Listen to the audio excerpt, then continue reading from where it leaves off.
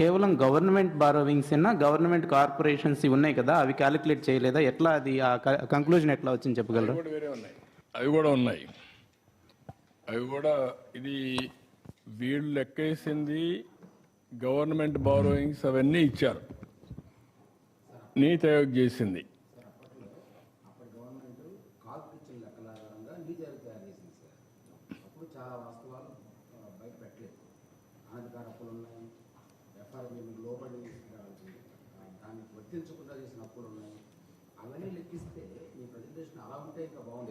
ఇది నీతి ఆయోగ్ అంటే నేనేమంటాను, నీతి ఆయోగ్లోనే ఈ విధంగా ఉంటే మనం ఎక్కడున్నాం, మీరు ఆఫ్ బారోయింగ్స్ అవన్నీ ఎక్కడున్నాం మనం వైట్ పేపర్లో ఇచ్చామను కాదు సార్.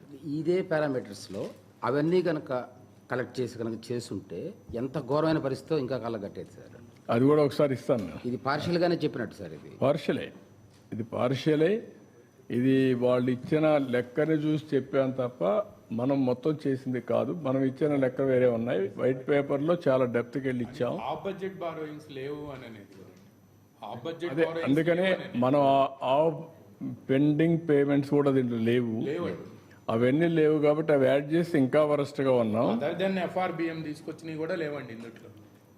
అదే మొత్తం వాళ్ళు చేసినట్టు ఫైనాన్స్ కమిషన్ బారోయింగ్స్ కూడా ముందు తీసుకున్న డబ్బులు కూడా లేవు. ఎవ్రీథింగ్. అందుకే నేను ఏమంటానంటే, ఎవడు ఊహించనటువంటి ఆర్థిక పరిస్థితిని తీసుకొచ్చారంటే రాష్ట్రంలో. Never we expected. మొన్న వైట్ పేపర్స్ ఇచ్చాం, కానీ ఇప్పుడు నేను జస్టిఫికేషన్ ఎందుకు చేశానంటే, నీతి ఆయోగ్ ఇచ్చిన రిపోర్ట్ని బేస్ చేసుకుంటేనే ఈ పరిస్థితి ఉంది. నీతి ఆయోగ్ ఓన్లీ వాళ్ళు ఇచ్చిన లెక్క ప్రకారమే చేశారు. వాళ్ళు ఎఫ్ఆర్బిఎంలో వచ్చినట్టు చేశారు తప్ప మిగిలిన లెక్కలు వాళ్ళు చేయలేదు.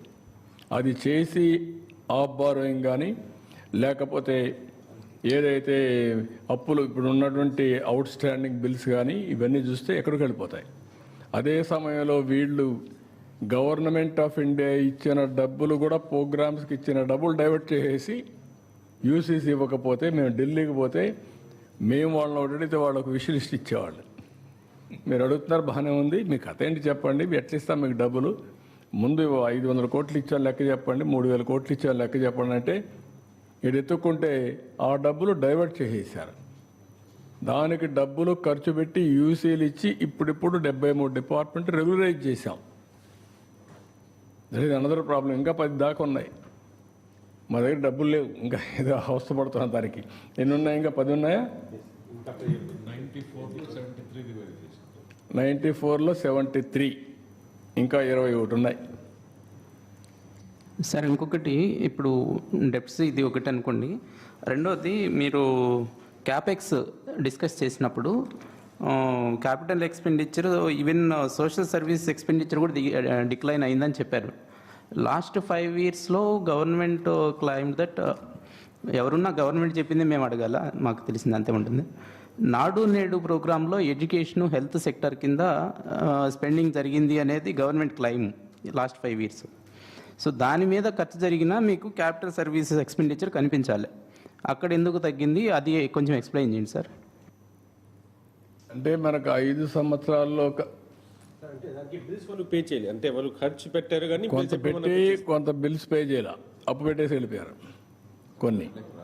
ఇప్పుడు 1 లక్ష కోట్ల అప్పు ఉంది, ఆ 1 లక్ష కోట్లు ఇవి కూడా ఉన్నాయి. కాంట్రాక్టర్స్కి ఇవ్వాల్సిన డబ్బులన్నీ పెండింగ్ ఉన్నాయి, అవుట్ స్టాండింగ్ బిల్స్ అన్ని పెండింగ్ ఉన్నాయి. ఇప్పుడు మేము హాస్పిటల్స్ కడతా ఉన్నారు, ఫౌండేషన్ వేసారు, కొన్ని బిల్డింగ్స్ కట్టారు, డబ్బులు పే చేయలేదు, వెళ్ళిపోయారు. హాస్పిటల్ కూడా ఇలా